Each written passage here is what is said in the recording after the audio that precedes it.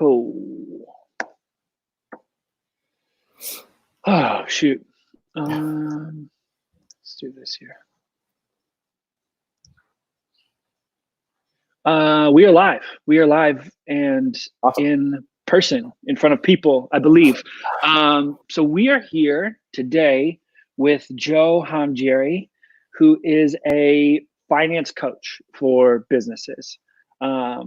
Joe, explain a little bit about, for the people as they kind of get going in, give a little bit of like what you do, what you spend your time doing, and maybe like for those of you dedicated Wonder Jam followers and fans who remember Joe from our podcast, where he was talking about what he was doing at that time, his own business and career has evolved a little bit. So just share a little bit, kind of like what you've been doing for a little bit and what you're working in now. And I think that will translate pretty nicely into our sort of conversation about business, finances in the midst of pure chaos. Yeah. First, thanks for having me on. Yeah. I think it's good to get with other people and talk about what's going on, talk about what you're feeling, share resources, share ideas. I think it's a really important thing to do this time. So I think it's really awesome that you guys are doing that. So thanks for having me on. So what I do, I'm a financial coach. Essentially, I help businesses with their finances in a short, succinct way of putting it. That's everything from actual accounting. Sorry, you might hear a dog in the background. That's all right. Helping businesses with their actual accounting, payroll, things like that, and then also helping with planning, strategy, and planning and strategy, and so not just recording transactions and figuring out, okay, where are we at, things like that, but also taking that information and saying, okay, what can we do? How should we plan going forward? What ways can we pivot? What should your industry look like? Taxes, tax planning, things like that. It's kind of a wide range. But I would say, to kind of sum it up, it's essentially the actual books and making sure that's everything's being reported and correctly like it should, so it makes sense to you, so you can understand where you are in terms of your position as a company. But then also from a strategy perspective, because we're here, what does that mean for us? What should we be working on? Where should we go? How should we plan? What are things we should maybe change? Yeah. And so as I follow you along on the internet, I notice you seem to do a lot of work with restaurants, and not just seem to do a lot of work with restaurants. I see you post photos of like inside the kitchen of a restaurant every once in a while, right? Like helping prepare food and getting into it. So you seem to kind of live in a crossroads between those two things. So a lot of the businesses that you help are food or restaurant industries, or within the food and beverage industry. What obviously Indiana has done a shutdown of food for restaurants, bars. Yeah, for dine in right now. Yeah. And so what has that, talk a little bit about what you've seen, like what has the effects looked like as someone who sits on the inside of a lot of that? And what have you seen people kind of doing and pivoting into? So right now, a lot of restaurants will just be like dine in only, whether we're doing brunch, lunch, dinner, or a combination of those services, now are doing carry out. So a lot of them have changed menus. So it's not just some of them have kept the same menus that they would normally have, but a lot of them have pivoted to, offering sort of like family type meals, so that you can, like take and bakes, things like that. Some bars have reopened and started selling their cocktails to go, kind of batching things together so that people can go home, make those drinks themselves. Some restaurants have basically kind of just like changed into grocery stores, essentially trying to become like corner stores where you can get so your essentials, rotisserie chickens, things like that, things that would make sense for people to buy now. I've seen a lot of places where they've had to lay off their staff, right? There's breweries here that have had 300 that now have 30 employees. And Goodness. so some of them have started GoFundMe's, some of them have shared, their staff's Venmo accounts. There's been a list circulating that is an indie service workers list. When I first opened it up, I think it was the first day. It was probably a couple hours after it was created. It was at like 345, and the last time I looked at, which was probably 2 days ago, it was like over 2,000. Wow. So people were going on there and trying to support, staff by just directly tipping them, via their Venmo accounts. Some restaurants have combined their efforts, or I shouldn't say combined their efforts. Some restaurants have created their own, whether it's a GoFundMe or it was a Venmo account.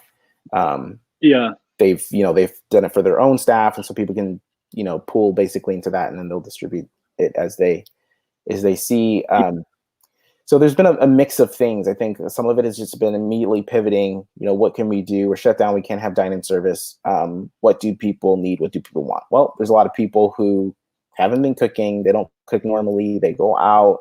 They, they know they need food. They know they need to stock up on stuff, but they don't know exactly maybe what to do, and they don't know how to be creative with that. So they've taken on that, right? We know that we're in that world all the time. We need to pivot from a menu that's maybe was brunch service or was something like, New American, and we need to figure out, okay, how can we change this quickly? How can we get to carryout service? Because there's some restaurants that maybe don't do a lot of carryout service, and so they need to pivot with their supplies, perhaps, and then also they need to implement all the, probably enhanced just safety precautions, safety procedures to make sure that they're keeping up with that. Some places aren't allowing people. I mean, I think at this point, I think a lot of places aren't allowing people inside. So there's been, and some people have changed that along the way, right? After a couple of days, they've decided, okay, now we need to get even more stringent. A couple of places that were doing carry out, they tested it out. Didn't work for them, so they shut down. I just watched a couple of people kind of pivot to carry out that were very not a carry out business whatsoever. And none of their customers, or like nobody sort of thought of them that way. And so they didn't, I remember I helped one business like pivot to carry out over the course of the weekend as soon as we got shut down. And I think it was like Tuesday. I was like, has anybody done that yet? And they're like, no. I was like, okay, so probably we should just call that an experiment and then, move forward. And other people, I've watched some restaurants who have pivoted to carry out who are sold out of stuff by the end of the evening, especially like on those Friday and Saturday nights where people were really feeling like I was tired of the week of whatever. And let's, the sort of those same like emotional reasons that we go out to dinner still exist. It's just, how can you feel that need? What would you say from a financial perspective? All of this happened very, very all of a sudden. So there's a lot of, I think it felt like there was like this week of mourning amongst the small business world of like, or grieving and being stunned and shocked of like, I would sit with people who's like, oh, we should have prepared for this. I'm like, I don't know if we like need to prepare for a pandemic all the time, but maybe you do. I guess from now on, we probably will put that in our plans. I had helped work with the restaurant group, which I talked to you about for a second, but I had helped work with the restaurant group to go pitch investors to like open new locations. And that was like, project was done on like Thursday before everything was shut down. So that's probably not moving forward very quickly. What would you say from a financial perspective? People wake up and they are where they are. What are the most important things for them to pay attention to? Yeah, I think one of the things is just, resources and new, essentially resources, whether it's from the government, whether there's local, municipalities, whether it's community organizations, it's just paying attention to stuff that's out there, right? Right now we've got, the SBA disaster relief loan. The SBA is a Small Business Administration. They, are an organization that, they have a certain amount of capital. You can apply for loans and, get capital for projects, for working capital, for different business needs. Now there's specifically a disaster relief loan. I don't know exactly the back end, right? I don't know exactly how it's going to be processed, but I would imagine that it's going to be skewed towards disaster. So I don't think they're going to be necessarily looking entirely at the same things, because normally when you're lending money, right, the biggest thing you're concerned about ability to pay back, right? If I lend out $10,000, is this person able to pay back? And you look at a variety of things within a business, financials, tax returns, business, if it's a new business plan, things like that. You're looking for, does this business have a way to pay back? And there's a little scale, right? If they're less likely to be able to pay back, then you're concerned about collateral, right? You want something in case something happens. If they're more likely to pay back, then you're lower interest rate, that because you're more confident that they're going to be able to do that. Yeah. The last loan on the back end, like I said, I'm not sure exactly. I'm sure there's still a concern about ability to pay. Yeah, there was a little bit of confusing language around all of that, because we have our lawyers and some people who help us with finance have been keeping us pretty up to date with those things as they progressed. And someone told me to fill it out on Thursday, like the second it came out, like, don't do anything, just fill that out. Just because if you can get in line, try and get in front of the line and figure it out later. It took a long time. It took me a really long time to fill. It took me like 8.5 hours. One, to fill it out. Two, probably because I also was like, we were in the middle of also laying off people in the middle of me filling out some other form. And it's like I had this weird moment where I'm sitting there like, which of these things is most important to do right now? And I wasn't trained well for that scenario. And that wasn't in any productivity books that you read. But it took like probably 8 hours of combined time of reviewing and finding. It just took a long time. And then the website the language is confusing. And I was also I think there's just this thing where people feel like, I've watched a lot of people start to fill it out and feel really confused, and you have done the same. And I would just encourage anybody, you will feel confused. I shared documents between, I had like a tax person, financial advisor, or financial coach, and lawyers looking at different pieces of it. I was like, what document are they actually asking for here? And they're like, I'm not really certain. It seems kind of like this. And so very smart people who are very involved with a whole bunch of that are confused. And so if you're a tiny business owner, small business owner, I would encourage you to fill it out, to take the time and do it. And also know that it's going to feel confusing. I got an email today, this afternoon, that said my loan process had moved from, or that it was received and it was now like in review. Gotcha. So I got a status update, and I filled it out on Thursday. I probably was like very early in the filling out of that process, relatively to everybody. And it's Sunday afternoon, and I got some notification that it had gotten received. So that's nice to hear. I haven't heard from others, like, has it been same with unemployment, right? I think people are wondering, like, how fast is this stuff being processed? Like, if I apply for unemployment, if I'm an employee and I got laid off, am I like, is it going to be like 2 weeks? Is it going to be like 3 days? Is it like, how fast is this stuff going to move? Since there's so many people, so many businesses, users, on these platforms. And so once a person goes, I think and even the government's like, we're going to launch this program tomorrow. And there's like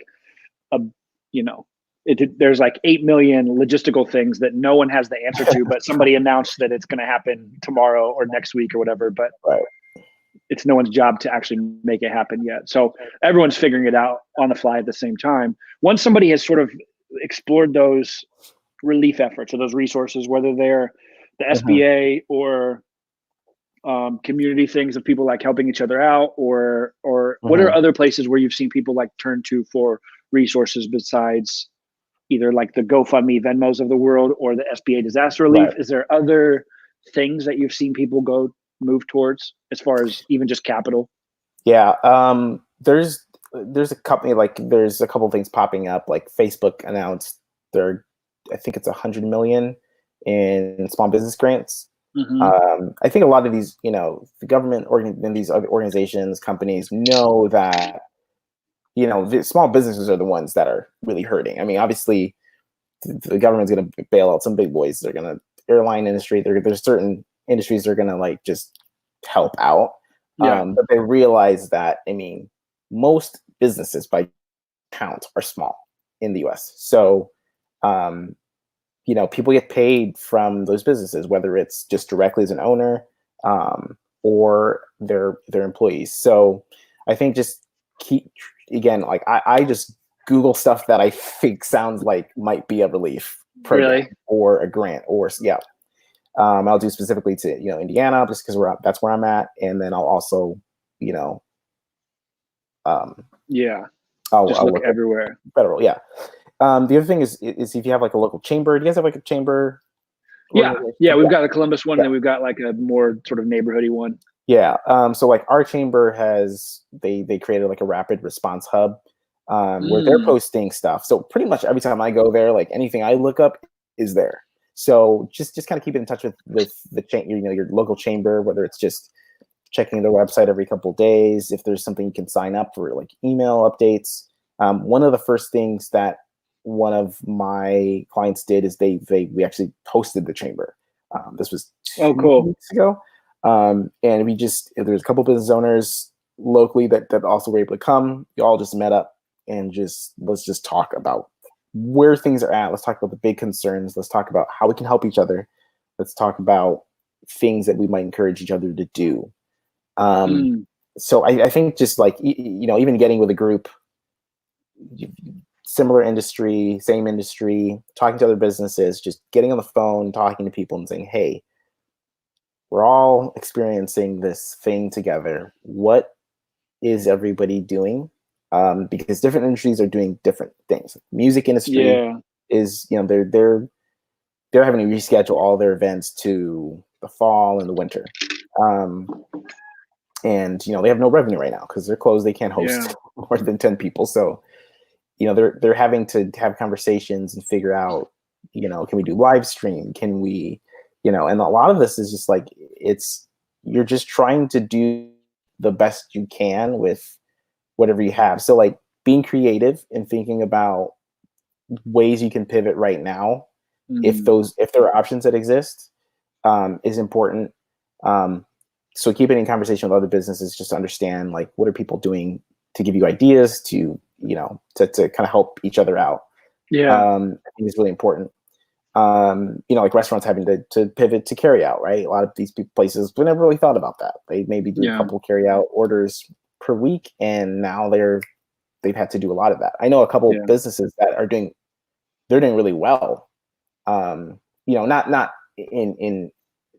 entirely. They've had to lay off staff or things like that, or reduce hours and things like that. But I know some places that ran out of food, and some grocery stores, some local grocery stores that that are really busy. So there are some businesses that are doing well at this time just because people need the things that at this time. But we just had a question come in on over on YouTube actually, and it's from Sophie. This is an interesting question, and I think specifically this is an interesting question because I think there's a lot of business owners who feel this tension, right? So Sophie asked, trying to decide between opening up and investing in a SEP, or investing my money right now in my business instead, which is I know what Sophie's business is, and it's like very relevant at the moment. It's an online coaching and community building business. But so it's funny because like 2 months ago, there's this thing where a person, if they know their business and they know their math, it's easy to understand where you invest money or try to grow or try to get more of a return. But like a week later, how are you seeing people handle either their personal investments versus putting more into their business? You can answer Sophie's question directly, but it's hard to. I know it's hard to know without knowing everything about Sophie's finances. It is. But in general, when you look at somebody like, should I hoard cash in my pockets or should I double down on this? Kind of how do you think through and process that? Yeah, I think if you, here's what I would say. I think if you, one, are already diversified, then I think you have more flexibility to do things right now. If this is your first, sort of ray into investing, I probably wouldn't recommend doing that right now. Unless you're super, like I said, you're super savvy, you're in the game, you're checking, your performance, or you have a financial advisor, someone who can be doing that for you. Yeah. I think right now is probably a good time to pause. Like I wouldn't recommend. I mean, I'm not a financial advisor. I'm more like business, accounting, finance, that kind of thing. Yeah. But I would recommend people to kind of pause right now when it comes to investments, when it comes to just kind of putting their money in new places to invest. Yeah. Just because there's so much uncertainty. And I think, again, like unless you're in that game and you're like, oh, this is going, I know exactly what to do here because I've been not in this exact situation before, but similar. Yeah. And I think you'd be more confident to do that. But I think right now, if you're thinking about putting your money in a fund, like how is that fund going to perform? How's it going to be affected by all this? It's hard to say at this point. Yeah. So I probably wouldn't. And the other thing too is a SEP. I'd have to go back and yeah. No, I think I know I knew in Sophie's question there's a lot of specifics, and you don't even have to try and pretend to answer them. But I think you'd probably want to hold on to cash. I think you'd want to probably be liquid, and I think in a SEP you might be able to pull some out for different reasons, like economic hardship, things like that. But I think you would want to probably hold on to it right now. I don't know exactly where your business is at, but that would be probably my recommendation. Yeah. Sophie's actually going to be on. We're going to have Sophie live stream here later this week. So awesome.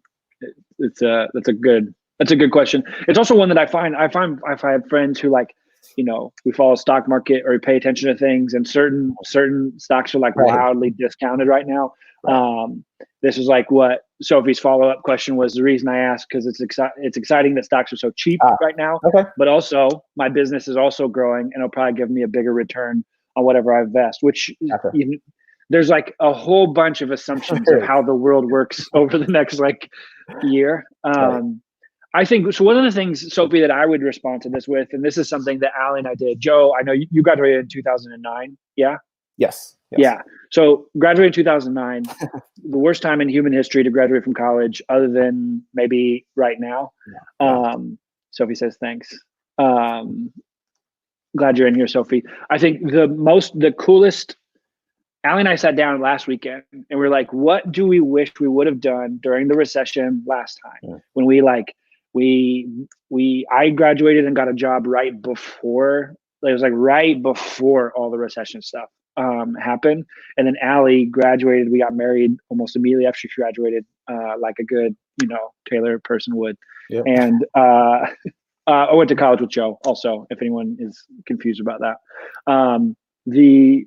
The morning of our wedding, she found out that she didn't have a job, or that her job wasn't hiring anybody. And so I graduated right before it. She graduated kind of right into the meat of the recession, and you did as well. And so there's this, we sat down and we talked about what do we wish we would have done then, not knowing everything. And the things are a little bit related to what you've been talking about. Is one, I do wish I had taken advantage of some of the government programs that had been offered to relieve some of that. Like if I could look back, I wish I had bought a house when Obama did the $6,000 tax credit to buy a new for first-time home buyers.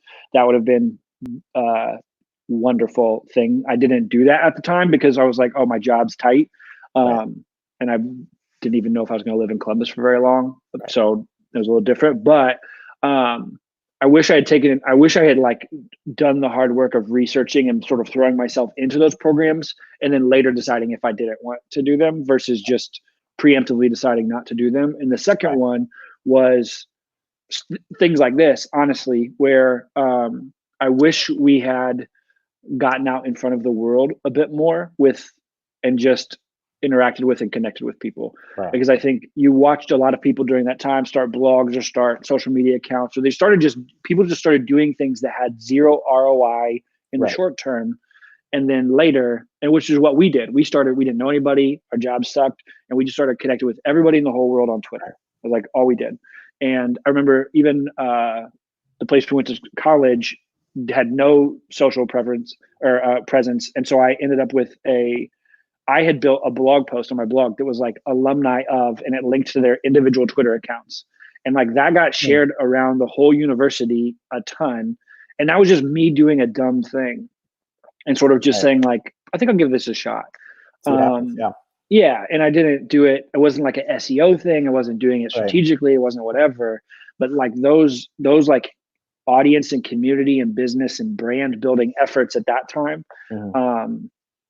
What I look at is when things are in chaos, how can you take more ground, whether that's financially or whether it's from an audience building standpoint or from a, sort of just whatever you're doing. Right.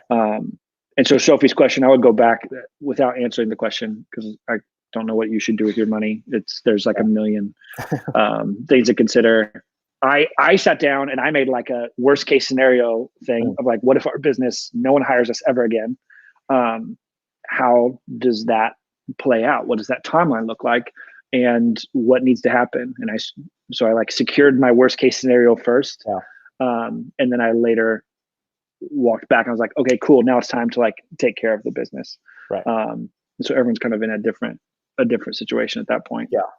I think there's a lot, I mean, there's a lot of things to touch, right? There's revenue ways that you can pivot right now, things you can do to make money, whether it's kind of what you've been doing or it's slightly different.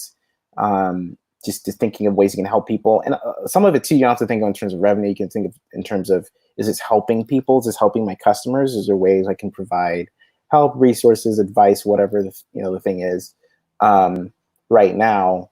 Because it's those people stick with you afterwards. If you're helping them now, they're gonna be like, okay, this is someone I need to keep on my as a vendor or whatever. I think like in 2009, a lot of people are like, well, we have to cut marketing, like we have to cut, all of that. And like right now, it's so important that people know how to get online, how to, websites are important right now. Social media is super important right now. Whereas before everyone was like, well, let's cut this. It's not essential. It's not essential. So it's like, everything isn't just always the same in these times. So there are a lot of people pausing ad spend. There are a lot of people doing a lot of that. So that is happening. But it's just interesting to see how things play out. But I think from a community perspective is get with a group, get with whether it's Wonder Jam, which is great, which is awesome that you guys are doing these live videos, talking, whether it's your chamber, there's other businesses, you just even an email a week, hey, here's what we're doing. What are you guys doing? How can you help each other? From a revenue perspective, again, if there's ways you can pivot your business right now to make a little bit of money, whatever that is, try to get creative, try to think of, again, ways you can help people now that whether it's they stick with you, whether it's just creating a little bit of income, think about that. Expenses wise, you want to put stuff on hold as much as you can, right? If you have vendors that you have contracts, agreements, contact them. We contacted just regular subscriptions that you pay for, $50 a month, $100 a month. Hey, can we pause?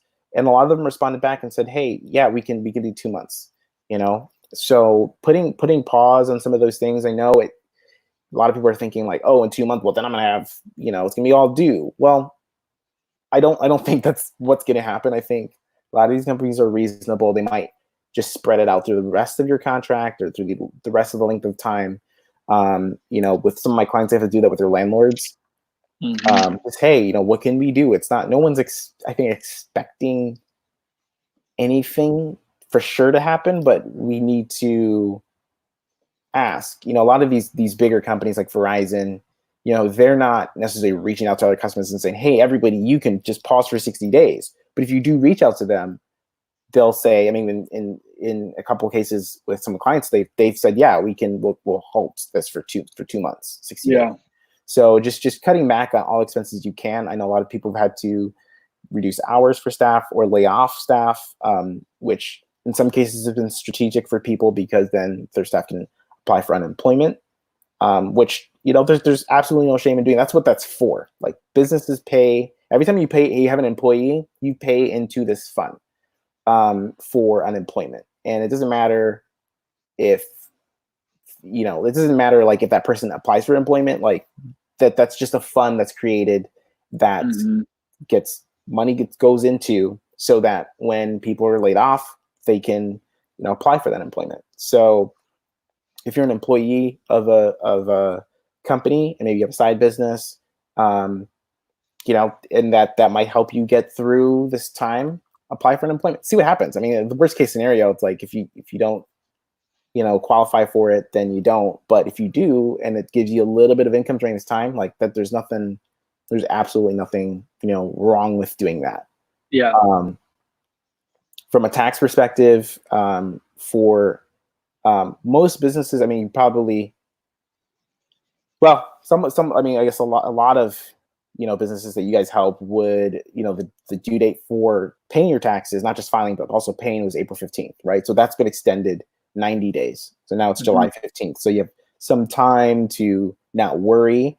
Don't completely put on the back burner, but at least you can, if you were like worried about like, I have to pay my, catch up for the end of the year, now you can sort of pause that. And that's an expense you don't have to worry about all that cash going out. I expect other things to develop as time goes on. I don't know what those will be. Might be credits, might be deductions related to COVID-19. But again, paying attention. I'm paying attention. I'll share with you guys as I hear things. But I would imagine that there will be some other tax relief related to all of this. The other thing is, like, for the future. So plan for when this is over. I mean, some people, have things. I mean, I can't imagine like restaurants are about to launch, like about to open, like during this time, because it's like, those people are in a position that's just completely wild. But everybody should be planning for when we're all back up to speed. There will be, there's going to be more impact that's going to, lag into when things start to get up and running. But start to think about, things that maybe you've put on hold, that you were going to launch, you were going to work, and that would be good when this is all over. Think about projects or things that you need to clean up in your business. Think about if you're trying to apply for a loan and you're like, oh man, like I have to get the financial reports, like you need to get this and that. Think about all of those things. Start organizing that, because whenever you need to apply for a loan, hopefully you're able to take a day and kind of get all that stuff together. So think about that from a financial perspective, just like making sure you've kind of got your core things. You understand like how your business makes money. You understand like just here's the money I make.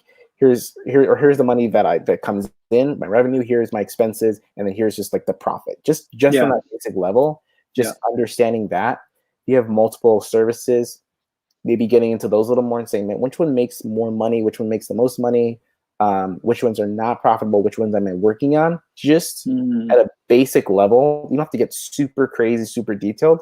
Just start to chart out that stuff with whatever system you have, whether you use FreshBooks, QuickBooks, you do it, you have a spreadsheet you maintain. Just start to look at those things, because that's gonna be really important later on.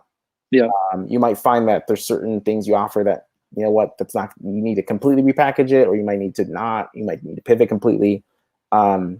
Start to think about those things. I am like some of my clients, I'm just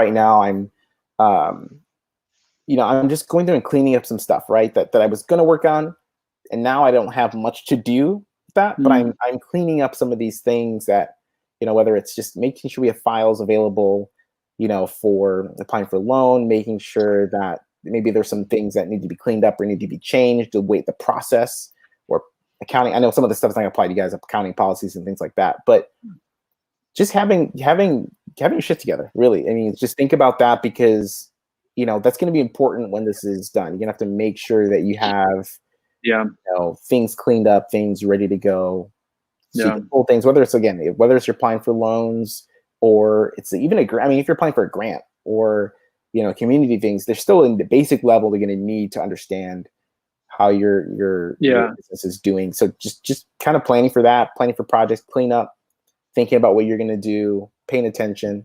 If you are financially in a good spot, think about giving. Think about supporting other businesses, whether it's a little bit, $5, $10, $15, 50, whatever. Support businesses that you care about if you're, again, in that spot where you're able to do that a little bit. And then go ahead. I was gonna say, one of the things that one of our teammates, Dana, project manager, she had been working on a number of things to clean up on our processes, and like 2 weeks ago, with the plan was to like go through those piece by piece really slowly and like slowly pivot a bunch of things that we were juggling at once into a more streamlined process. And with all of this happening, it was a bit like, what's the most important thing we should be doing every day? And then also all the rest of the spare time is just spent cleaning up everything, because we don't know economically like how quickly or how slowly some sort of rebound will happen, or when people will be excited to spend money again, or what that will look like for restaurants, or what it will look like for we could still hit like a more, I would expect us to hit a more intense shutdown than whatever we have currently. Yes. Right. I'm expecting that to be in a couple days. Oh, it's starting tomorrow. Allie's giving me real-time updates. Breaking news. Is it nationwide or just Ohio? Just Ohio. Okay. Ohio's being like so locked down, which I appreciate. I was like, wow. And then I'm like, oh, cool. Anyways, I was going to say, I think spending your time, whatever those things are, even whatever you can get more efficient, whatever you can get running more smoothly, whatever way you can make a more direct connection with your customers and your clients, whatever that is. If it's like migrating people into from email into text messaging, or from something into something else, like whatever that is, move a bit closer, get communication a little bit quicker, and I think you're gonna find yourself in a really good. You're gonna find yourself in a good spot. I guess the last question I ask you is, and because you get to talk to a number of these people every day, if you could grab a small business owner by the face and remind them of something, or encourage them, or tell them something, what would that thing be? I think, it'd be probably a combination of things, but I think one of the first things I would say is everyone's experiencing this on some level. Like you're not alone. You're not the only one. And I know it doesn't make anything better, but if you're a little hard on yourself, thinking, man, I should have done this way, I should have done this differently, I should have been more prepared, I should have been like, you can't plan for this. You can't plan for this kind of thing. Not entirely, at least. So it's breathe, stay safe, wash your hands. That's the most important thing. But we're all going through this sort of thing, and it's crazy, it's wild, it's scary, but control the things that you can control and be smart. Plan ahead as much as you can, and take advantage of whatever is in front of you or available to you. That's probably the cohesive thing I would say. There's things I'm like, man, I should have been doing this, I should have, but it's like, that's not helpful right now. And I'm reminding myself too that like everyone's, we're all, in this, and it's going to be a crazy ride, and it's going to be, who knows how long it's going to be. No one knows right now. We can all speculate and be like, 45 days, 60 days, 90 days, we can speculate all that stuff, but really we're trying to pay attention every day, what comes out, what happens, what's available to us. No,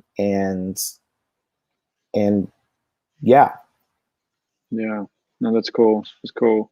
Joe, thanks. Is there a way, do you have a place where people can like connect with you further, or if they want to, or if they want to just see like what food you're eating or any of those things? Yeah. So my Instagram is probably the best place. I don't do a lot of business stuff on there. Right now, my business actually has pivoted quite a bit, but my handle is at Joe Hamgeri, just my name, smashed together. No dashes or anything like that. Send me a DM. I'm trying to post things, links, resources as I see them right now. Yeah. I'll continue to do that. I have a highlight. It's just called COVID-19. You can click on that, and some of it's for specific industries, but some of it's just kind of general for small businesses. Yeah. And yeah, just pay attention. But if you have questions, I mean, I have people ask me about unemployment. People ask me about, hey, if we lay off people, but also former employees of places saying, if I apply for this, is it going to affect other things in the future? People ask me to share things. People, needing some help with loan process, things like that. Just DM me. Like, I mean, right now it's just like I feel like I'm on the phone. I feel like yesterday was kind of like evening was the first time I like got to pause for a second, but like before then it was just like it was just like going like 70 miles per hour. So but yeah, that's where to find me. At Joe Hamgeri on Instagram, and then just send me a DM. Let me know how I can help. Love it. Appreciate it. Joe, thanks for jumping in here. Thanks for having me. Selfish plug, if you want to jump into, not selfish, shameless. I have them without shame in this plug. It's selfish. What we did, so we had, and Joe, you've been part of this in the past, but we had a Diamond membership. We pivoted that at the end of last year into what we called the Gem Club, because we wanted to have a different name. And so the Gem Club is, you can go to thegem.club, or you can go to the top link on our website, and you'll see there's a bunch of there's a community there of people who every day it seems like there's more resources, information, things like that. We changed our pricing as soon as everything got shut down into it's $7.99 a month with a week free trial, so you can go in there and like steal everything. All of our courses that we've ever done are also in there, so everything's all in one spot. There's some information from Joe. He's contributed to some courses in the past as well. So yeah, so that's all in there if you want to. But other than that, hit us up on the internet. We're here to help and try and give answers as much as we can where possible. Well, appreciate it, Joe. Thanks for coming on. Appreciate it.